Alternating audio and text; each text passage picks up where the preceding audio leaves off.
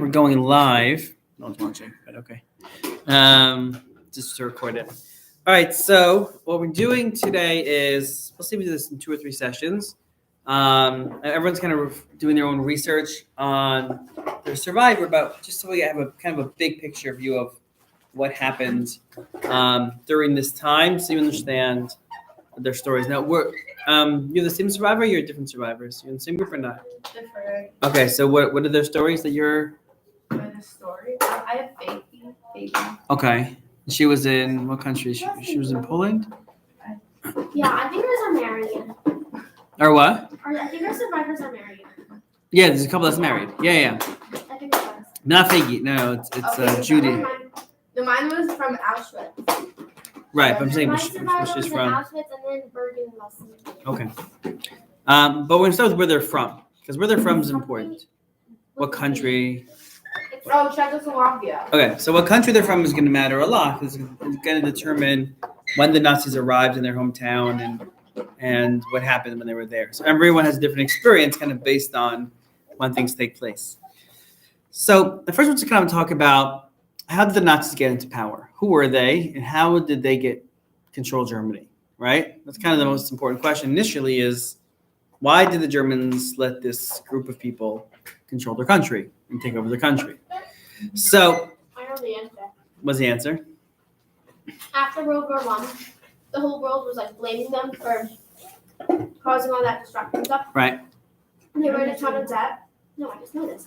And then the Nazis, or Hitler specifically, gave them like a scapegoat, the Jews, and he's like, yeah, I can make it all better for you guys. Okay, so a lot of that's true, but there's definitely some more to it. But that's definitely a big part of it. Right. So. Okay, no, but it makes sense. So when Germany loses World War I, they kind of help start World War I, and then they lose World War I. World War I is it's certainly the deadliest war to that point, and over 9 million people die in the war, and it's basically just all of Europe is destroyed.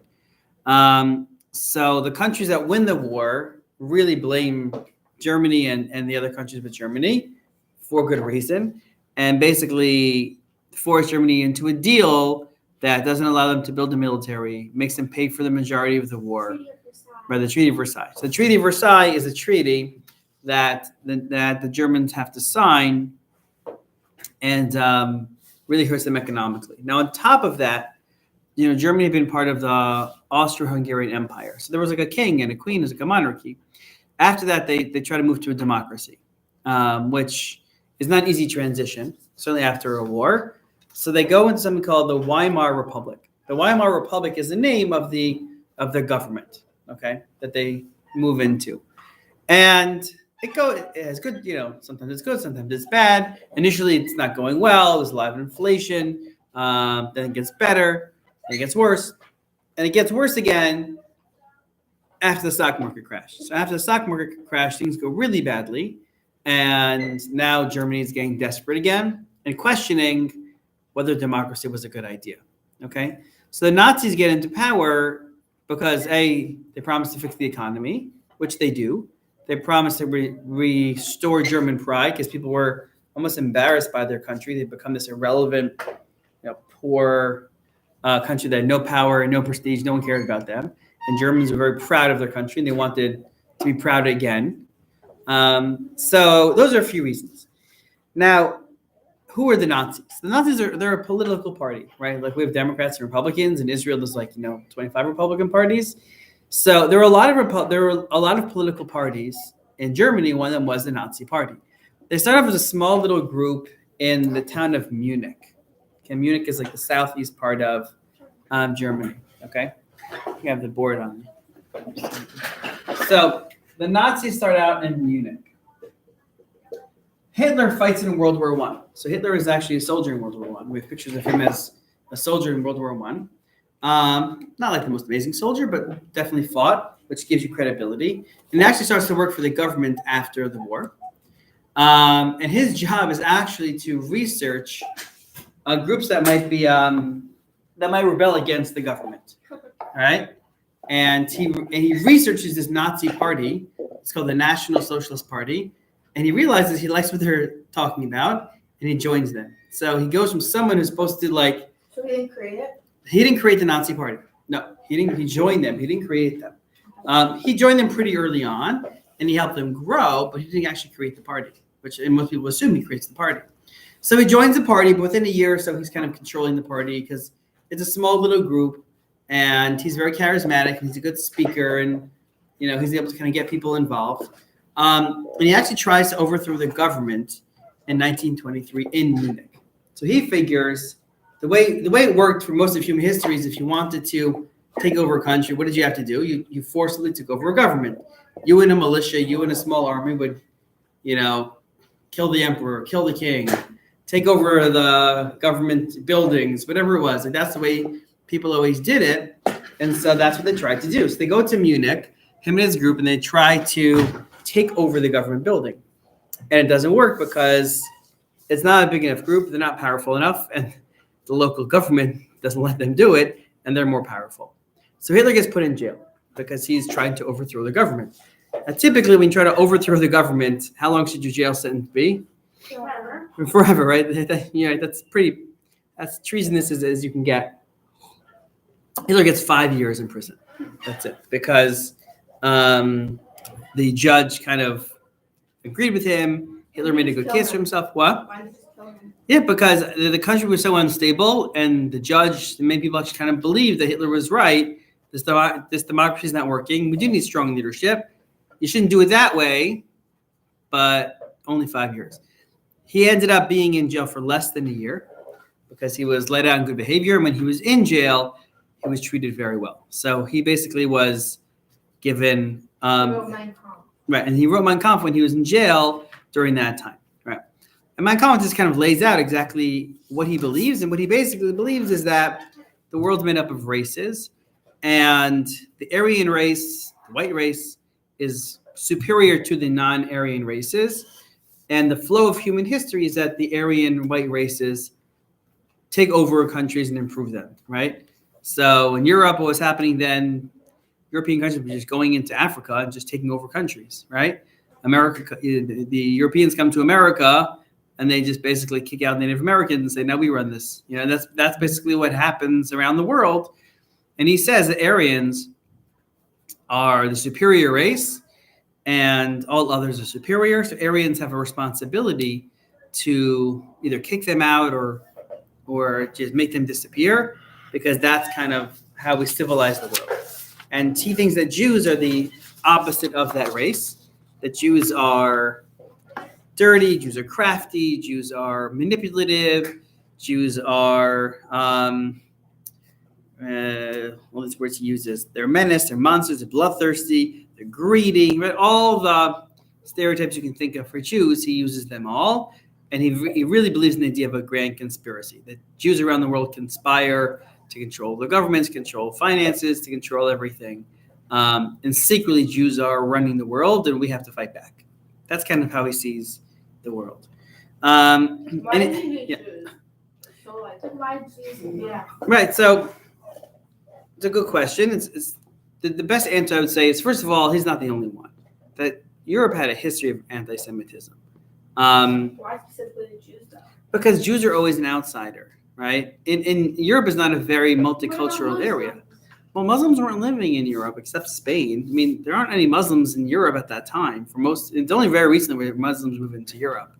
The only outsiders were Jews. Everyone else is Christian. If you're in Germany, you're Protestant. If you're in Italy, you're a Catholic. And Jews are just kind of spread around, small groups.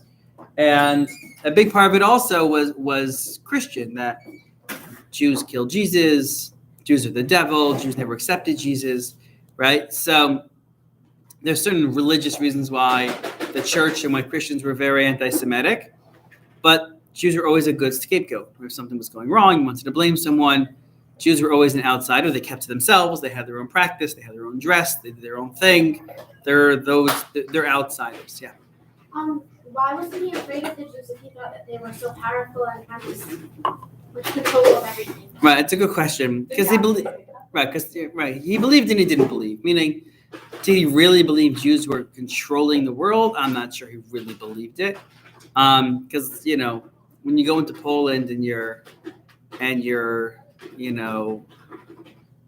taking women and children and old people, they're not threats to you. They're not trying to overtake your country. So he knows that, maybe intellectually. But I think it was as much a military struggle. He viewed it as like a philosophical struggle, right? What's interesting is Hitler's not Christian. He was really pagan. He wasn't really Christian.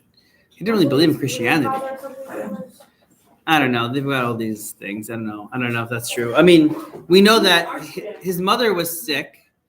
When his mother was sick and dying, there was a Jewish doctor who took care of her. That we know. It was in his portfolio in our class. It sounds bad out of context. But we were, because he was an artist. He had a portfolio. So we looked at his portfolio. It wasn't bad. Of his art. Yeah, no, he actually sold some. He sold some postcards, and he tried to make it as an artist. It didn't work. No. He couldn't find his way, and then he found that he was a good speaker. He found that he was passionate, and he was good at convincing people of things. Yeah. Okay. So the Nazis grow their political party, and after Hitler gets out of jail, he returns to the Nazi party, and decides that they're not going to overthrow the government. They're going to try to get support. So he gets involved in lots of social causes, right? Soup kitchens, helping people who need housing, building houses for the poor. Certainly after the stock market crash, 30% of Germany is out of work, and they're helping get people jobs or volunteer jobs. They're trying to ingratiate themselves to people so people like them, right? And that's what a lot of groups do. Hamas did that for years. They'd open hospitals, they'd open schools, and okay, they're terrorists too, but they're helping us. And the truth is, if people are helping you, so they're anti-Semitic, and maybe I agree, maybe I don't, but look, they're doing a lot of good. The government's not doing anything, and look at them. They're really doing something, right? They got involved in a lot of youth groups. They got, kind of like Boy Scout kind of stuff, and they would take, boys and teenagers and girls, and they would do Girl Scout stuff and Boy Scout stuff, and the kids would be involved, and the parents liked it. Wow, my kids are doing productive things, and they're learning discipline, they're learning outdoors and all these things. And what they're really trying to do was build up support so that one day they could kind of have a lot more power. But they weren't saying that. So they were trying to get into the hearts of people so that they weren't so scary and that they would be able to get more power. And it's very successful. And by 1932, so they get a few votes in the government, a few more votes in the government. 1930, they get 18% of the votes in the government. The way it works in a parliamentary system, it's like they have in Israel or in England, that you don't vote for a person, you vote for a party. And if someone has 50% of the votes or more, then that party is controlling the government, and then they kind of pick their prime minister. So the Nazis never get as far as 50%, but they get enough that they're the clear majority, and they're able to kind of join with a few other political parties, and they come into power. Now, there's a lot of debate about it, and a lot of Germans were scared about them, and a lot of the leadership was scared about them. They didn't think that the Nazis could be controlled. They thought Hitler was a little crazy, meaning they knew what he believed in and knew what he said, and it wasn't like there was 100% support for them, but Hitler was able to kind of pull it off. But when Hitler's elected to government, to the chancellor role, he didn't have a lot of support, meaning the country wasn't behind him, so he needed to get the country behind him. So he did something interesting. Let me see if these videos work. 1 second. He wrote this when he wrote the book of Mein Kampf? No, that was earlier. Oh, sorry. That's what happened when he come. Yeah. So what he did was, the German government building was called the Reichstag. That was the Capitol building. Okay. Okay. So the Reichstag. So that's the government building.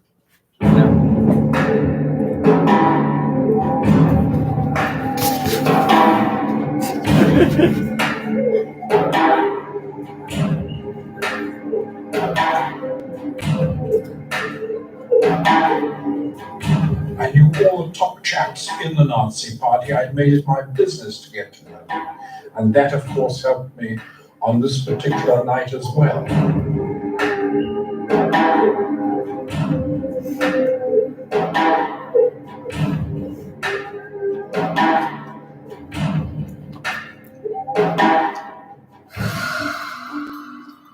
I was there within half an hour of the thing having been discovered and running into a policeman, and this policeman told me, we've caught one of the chaps. This was the famous Marinus van der Lubbe, a Dutch hitchhiker. And a few minutes later, 3 black Mercedes cars drew up, and sure enough, it was Hitler, and I was just in time to tag myself on the end of his body. There's Goering, standing massive. He said to Hitler that they caught one man, and at which Goebbels, I can remember, a villainous little man, he whipped in and said, "And who is he?" And Goering said, "I don't know yet, but never mind, doctor." Okay, so basically what happens is the Nazis start a fire in the government building. They burn it down. Why did they burn down their own government building? Because they said that, but like never really. They did like blame it on somebody else. Right, and there's plenty of evidence, right? So they do this thing and blame it on someone else. So they blame it on the communists because their main political rivals are the communists. Because the country has basically decided we don't want to be democratic anymore. And there's 2 approaches to leave democracy. One is the Nazi Party. The other is go to communism, like Russia had. And the Nazis did not believe in communism and collective property and things like that. So they decide. But they knew they wanted to eliminate the Communist Party, their biggest political rival, and they needed to get more power. So they burned down this building, blame it on the communists, and then basically say to the country, we need more power because we're under threat. You know, they burned down the government. They literally burned down the government. We need like martial law. We need complete power so that we can take care of this. Yeah, Hannah, question? So in those times, you either a fascist or a communist? There's like no between. If you wanted to leave democracy, right? The German people had basically decided that democracy was not working for them. Why wouldn't they just return to their monarchy? Well, who? I mean, that monarchy has been dead for 20 years. About 20 years. And I'm not sure they want to go back to that either because that wasn't going so well. So they were open to new ideas, and this was the idea that they were sticking with. Yeah. So the Nazis used this as a way to kind of take more control. Okay. So once the Nazis have more power, they have more freedom, and they start to create anti-Jewish laws. Okay. Give me the video. Say hi, everybody. Hello. Okay. Hi. Packed here. It's a packed house. So the first thing they want to do is they want to have a boycott against all Jewish businesses. And this boycott is supposed to be in April of 1933, a few months after the Nazis take power. And there's a lot of pushback for it. So much so that even in America, there's a huge rally against the Nazis. So we have a video of that. They didn't do anything about it. There's like, oh, Nazis are bad. They didn't come in and do anything. That's not true. They do some things. Well. Why is that considered?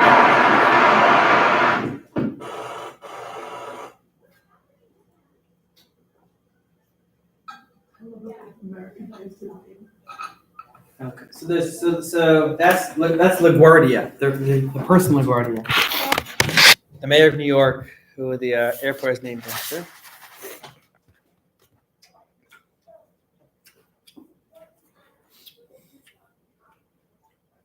Oh, Congressman LaGuardia, sorry.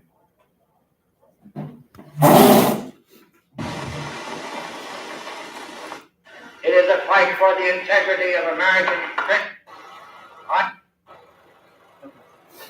So 55,000 people are protesting the Nazi boycott of Jewish businesses.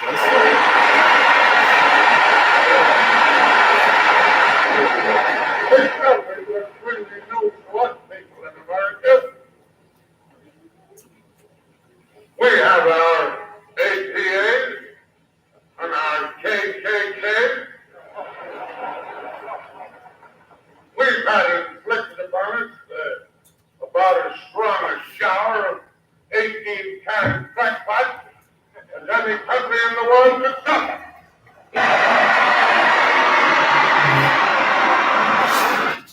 But in the present, just guardians, defenders of civilization are not silent because they are not afraid.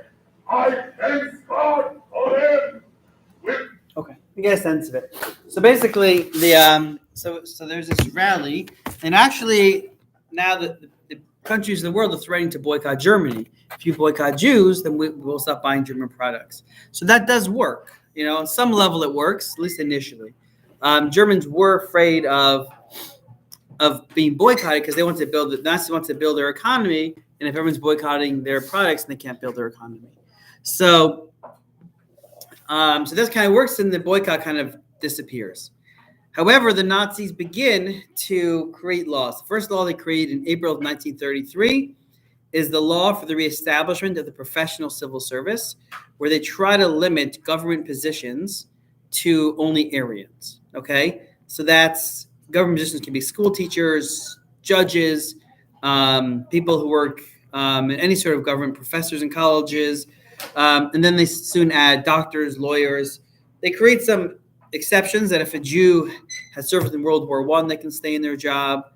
If they've been in their job from before World War I for 20 years, they can stay in their job. Someone lost a son or father in combat in World War I, they could keep their jobs. They kept some limitations, but about 20% of all Jews lose their jobs basically like in one shot. So they wanted to impoverish the Jews so that they can make them desperate. And the truth is, initially, their goal is the Jews would leave Germany. They didn't yet have a plan to kill all the Jews. They wanted Germany to be Judenrein, to be free of Jews. That was their goal. So if you make life hard enough, people will just leave. So that comes much later, right? Initially, all they wanted was the Jews to leave. And they do. Why don't you just kick them out then? Well, you can't just kick them out if they got nowhere to go. So they kind of want to force them out. Well, So if you kick them out, then the world is gonna notice more. If you do it Right. slowly, and then they just kind of leave by themselves. Right. You're blaming us. They chose to leave. It's a good point. Right. So There's right. a lot of resistance to the Nazi Party. There is initially, but the Nazis will. If you oppose them, they'll put you in jail. They'll kill you. Or they'll send you to some concentration camp. You'll disappear for 6 months. So people got the message. There's no point. If you really don't like the Nazi Party, leave Germany. And a lot of people did.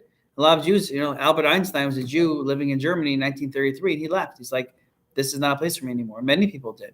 So a lot of people did leave, and including Germans. But if you're German, you're not Jewish. Again, no one knows how long the Nazis are going to be there for. People thought, okay, they'll be here for a few years, and then they'll be replaced with somebody else. People didn't think they were going to be there and gain as much power as they did. But the truth is, about half of the Jewish population is about 500,000 Jews living in Germany. When the Nazis come into power, about half the Jews do leave Germany by 1938. So, and about 80% of Jews under the age of 18 leave Germany. So, we'll talk about the Kindertransport, but people are able to get, at the museum you saw that, right? So a lot of people plenty of people are able to leave. Unfortunately, they go to places that think they're safe, like Poland, but eventually the Nazis will conquer that country and they won't be safe. But initially, that's their plan. And then 1934, they don't do very much. 1935, they create two important laws. They basically say that Jews can't be citizens of the country, which means you lose all your rights. When you're not, you can't be a citizen. What? Yeah. Right. So when you lose your citizenship, you can't vote. You can't, although votes don't matter so much anymore because the Nazis control the government. But you don't have rights to health care. You don't have rights under the law, right? It's harder to leave. You can leave, but it's harder. But still, a lot of Jews leave. Yeah, that happened soon also. And they made it illegal for a Jew and a non-Jew to marry or have any sexual relations because they wanted to limit the Jewish population. They didn't want more Jews being created. And they really have a legal definition of what a Jew is. It's a little complicated. Basically, if you have one Jewish grandparent, you're considered legally a Jew, even though halachically, you wouldn't be a Jew. So now we have a situation where,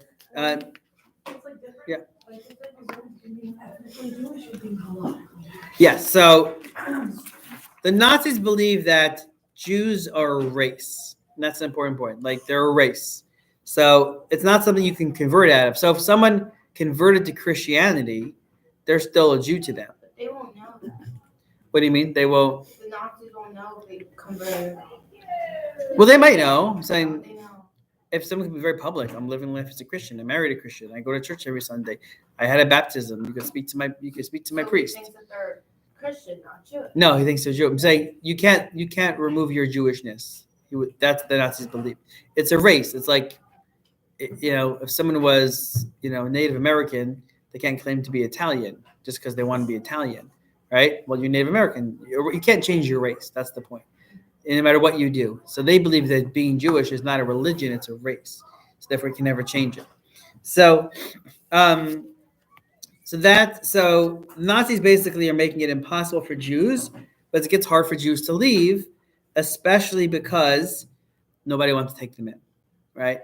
To leave, you need somewhere. You have to have somewhere to go, and that requires countries who are open to tens of thousands of foreign Jews coming into their country, and there was no country that was willing to do that. So they split it up a little bit, and yes, there were some Jews to America and South Africa and South America and England. Like there were some, but no one was willing to take on, 500,000 Jews. There was no country willing to do that. At that time, there were quotas. They only accept a certain amount of people. You need to have a sponsor. Like who's going to take care of you? We don't want you coming here. Maybe have that now. Different from different countries. What? But there's still quotas. Refugees and stuff that people have. Right. So refugee status. Right. So refugee status didn't really exist then like it does now. Right. There was no UN. There was no refugee status, and I think this kind of helps the world understand that you might need to have a refugee exceptions. But even now it's complicated, right? Syria, millions of people left Syria. Is a whole fight of where they're going to go, how many people should accept But if them. they know what happened in the past, how they can take them. Something they can take everyone. Right. So well, can we afford 1 million people? How do we know there aren't terrorists mixed in? It gets complicated. It's not so simple to just take in 1 million strangers, foreigners into your country. So that leads us to Kristallnacht. So Kristallnacht is the moment where the Nazis just openly declare war on the Jews and say, no holds barred. We're not just going to limit your professions. We're not just going to limit your rights. We're going to destroy you. Okay. So Kristallnacht happens. So the excuse for Kristallnacht was the Nazis kicked out all foreign Jews who are living in Germany. Okay. So there are about 12,000 Polish Jews who are living in Germany. Like any other country, there's foreigners there. They weren't citizens. They were never citizens of Germany. So Nazis kicked them out, load them onto trains, and send them to a border town between Germany and Poland. There's a boy living in Paris whose name is Herschel Greenspan. His parents are are in this town, and it's very bad living conditions. They're like stuck in limbo, and he's very upset. So he goes into the German consulate and he murders the German consulate member who's living there. Ernst von Rath is his name. And the Nazis make a big deal about this. They give him this big military funeral. They parade his casket through the streets, and they basically say that the Jews have declared war on the Germans. This one Jew killed a Nazi official. Now we're going to fight back against these Jews. And the Nazis believed in collective punishment, and always trying to find like an excuse why they had to do something. And so this is their excuse. And so within a few days, Kristallnacht happens, which is a very, very organized pogrom. Yeah. So they tell the police officers, don't stop us. They tell they have to communicate to the fire departments, don't extinguish the fires when we burn all the shuls. So it's very, very organized. All right. So we'll have another class next week. So we'll pick up from here. Say bye. Next week we'll do